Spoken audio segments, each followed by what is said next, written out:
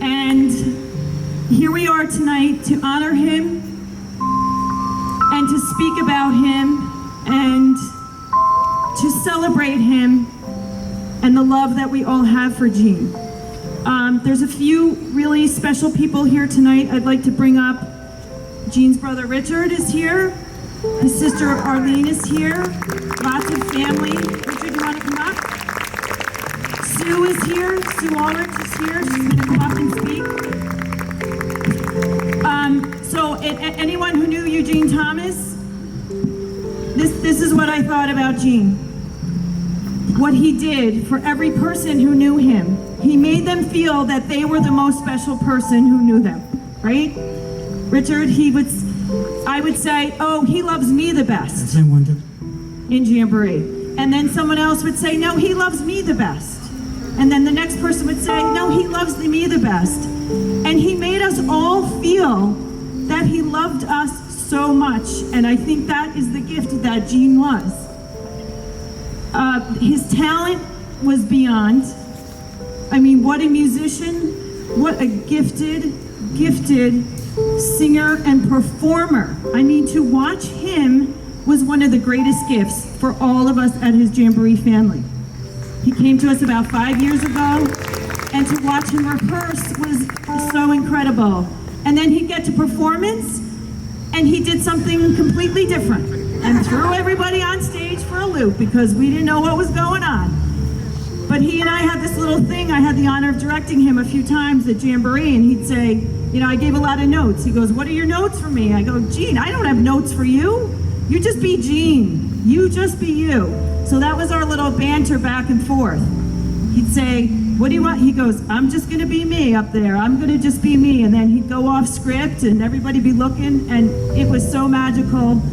And he was just such a gift to our community and to his Jamboree family, and we all adored him so much.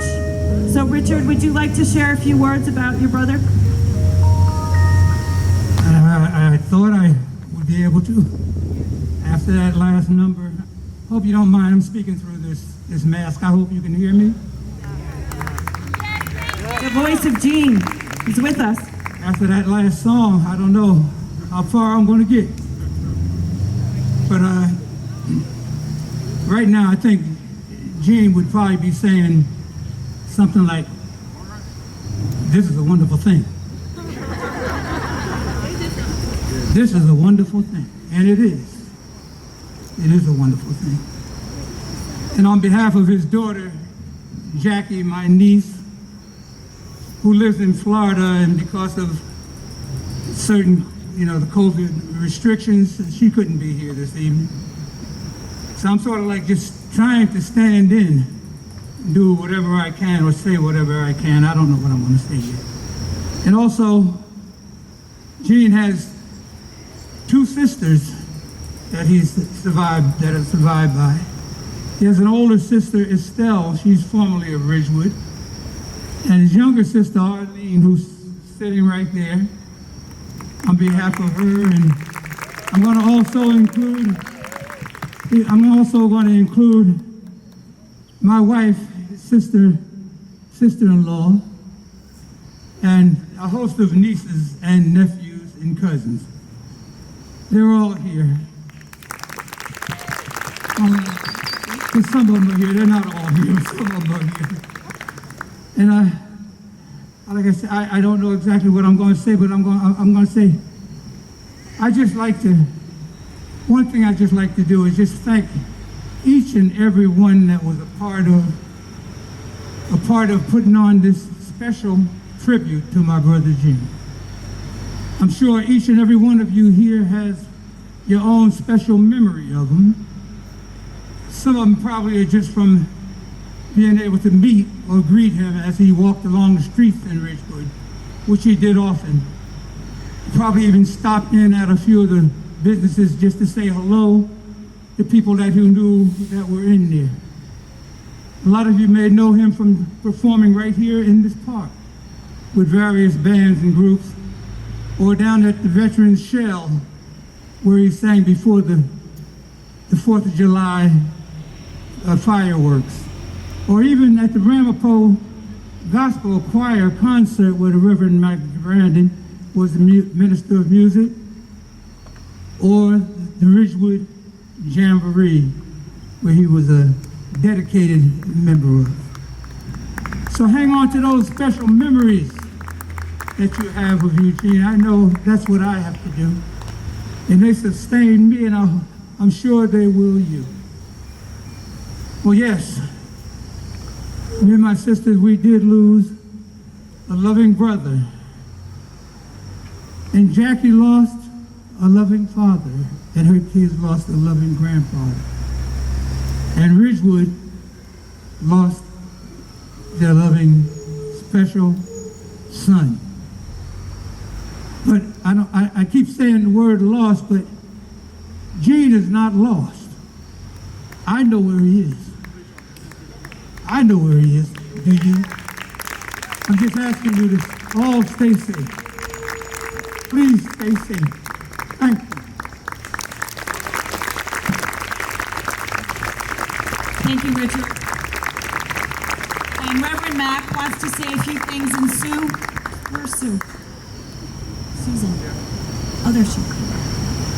Thank you, Richard, for sharing those words with us. And of course, we have to just comment on the fashion icon that Gene was as well. I mean, he's so dapper in his hats every day. I just love to see whatever he was wearing.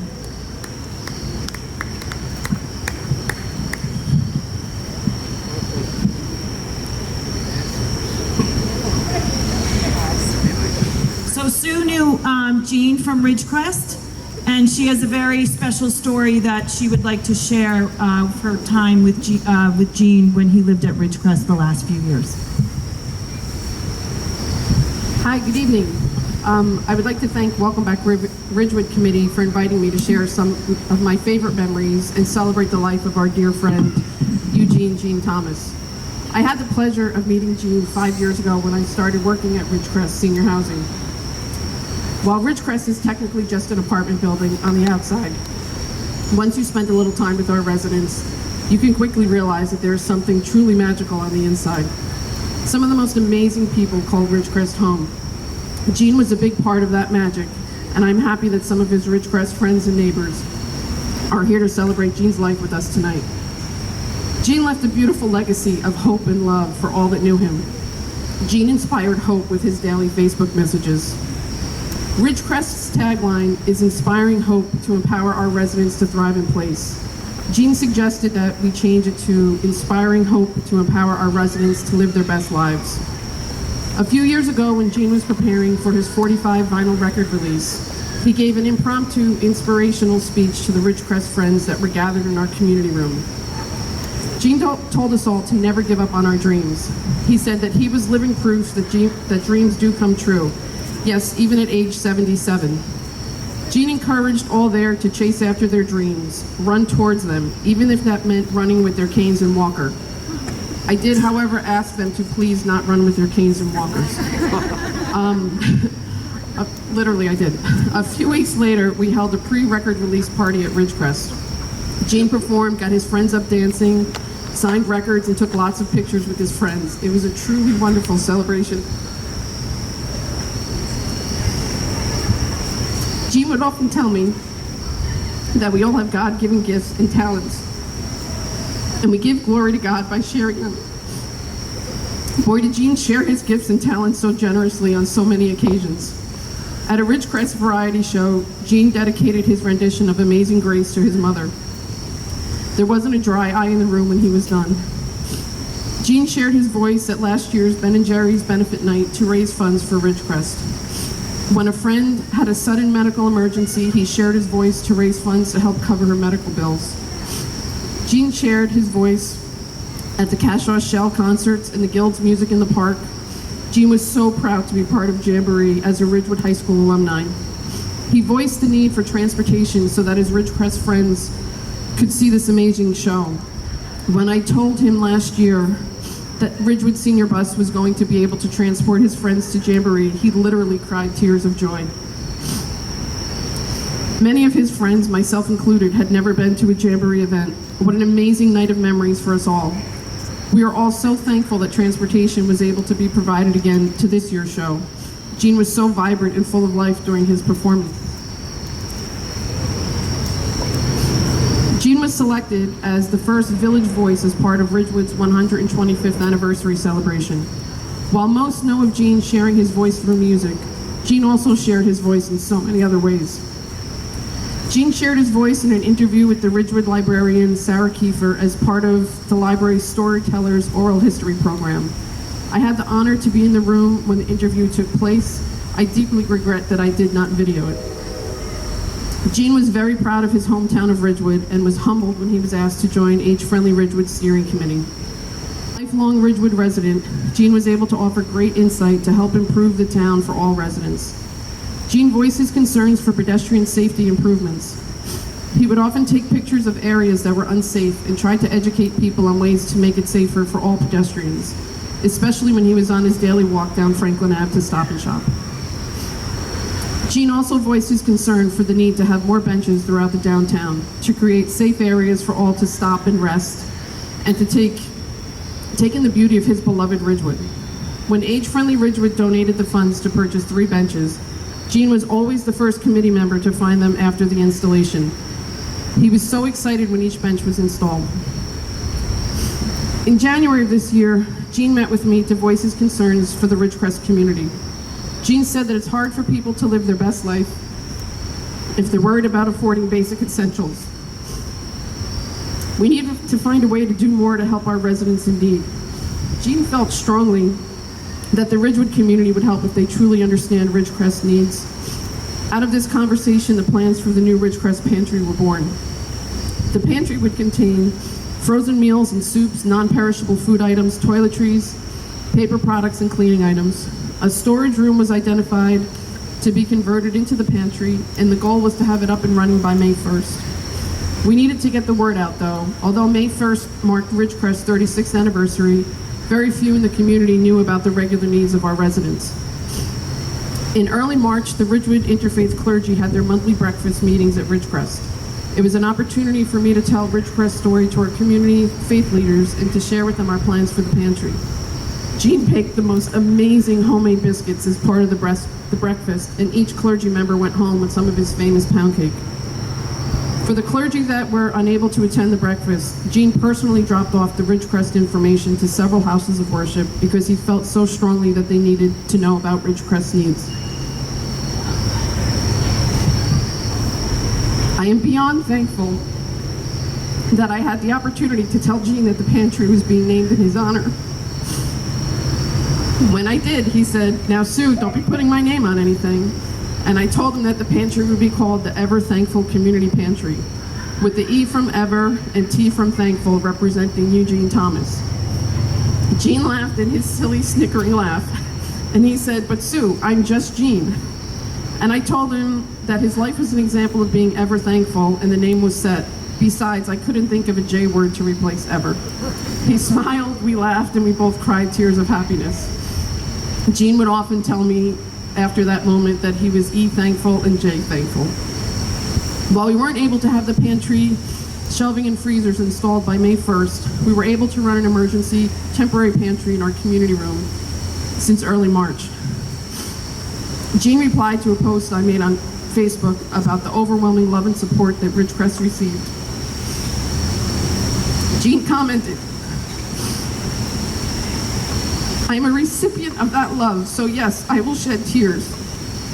And I won't hold them back because people did not hold back on their giving, and they continue to give. I know that Gene would be so proud and thankful of the 07450 Together loan sign initiative and how the funds donated to Ridgecrest were used in getting our pantry set up. I am thrilled to share with you that we are on track to have our Ever Thankful Community Pantry dedication in mid-September." Gene lived a life well loved. He loved his hometown of Ridgewood. He loved his home at Ridgecrest. He loved his music. He loved his friends. But he had 2 far greater loves in his life. The first was his love of God. Gene lived his faith every day. He was truly love in action in all that he did. The second was his love of family, his siblings, His daughter Jackie and her family were the lights of his life. Gene was so excited for the birth of his first great-grandchild. Although Gene passed before he was born, I have no doubt that Gene is with them in spirit. I am thankful and blessed to be in contact with Gene's daughter Jackie. She asked me to let everyone know that she appreciates the outpouring of love and support with her dad's passing. Gene's light shined brighter than most have ever known.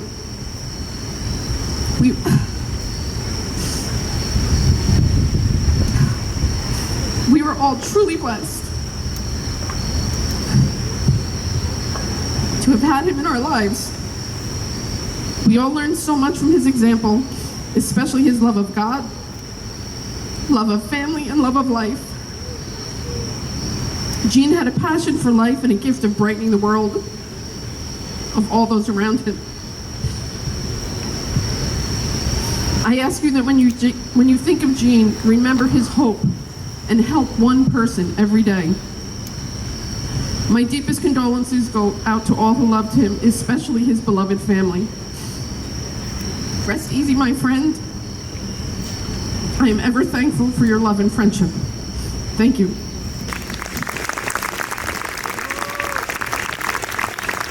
Thank you very much. I'm only going to say a couple words. Everything has been said. But, you know, in a city like Ridgewood, everything in the society touches us. And sometimes things that we see in the news, we never expected that they would happen in Ridgewood. And whenever there's any divisiveness, when there's any kind of divisiveness, the answer is always communication. It's always love. It's always community. And so here we are together in community. It's a wonderful thing.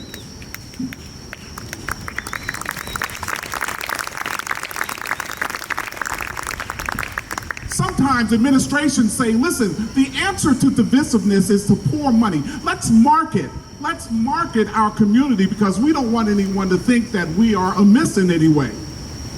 But I say that our community's love and communication with each other speaks for itself. And if we think about this, I talked to Albert from the Ridgewood Arts Foundation, I think Jan, so I want to put this out there. I was thinking about, and my time in Ridgewood has been about 35 years. I haven't known anyone who by strength of their character, their will, and their joy of life has elicited more love. This is a person who, not because of their pedigree, not because of their family name, but simply by the strength of the love that emanates from his person. I've never seen anyone in this town who has elicited more love. And so I offered to several of my friends, I said, I think that's a laudable thing that we got benches, but I would like to see a statue of Gene sitting on a park bench.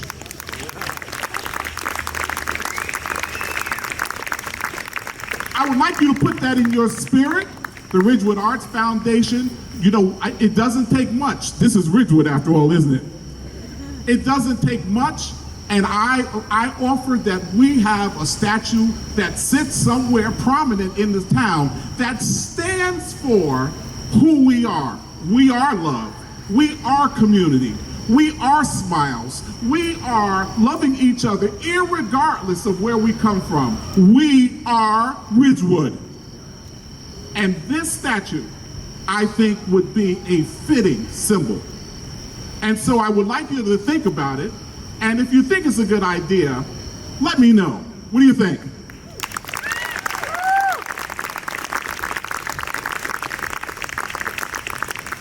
So I thank you, and then we'll follow up on that. And I just appreciate it. He was such a wonderful man. I had the pleasure of making music with him for 34 years. And he was just, all the things that could possibly have been said have been said.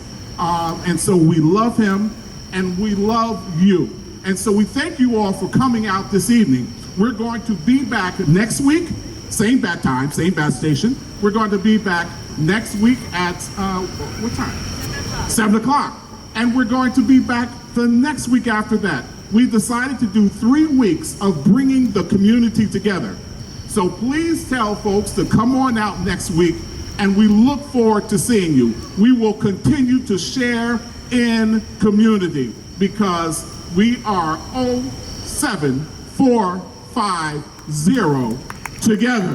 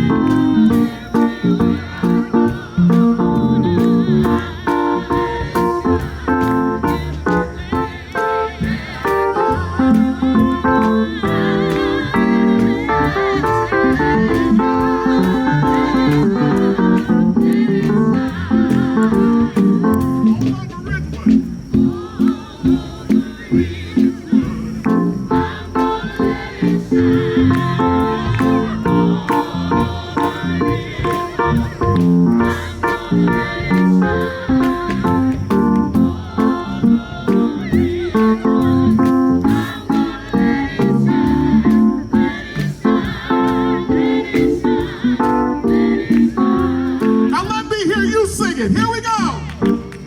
Little light, oh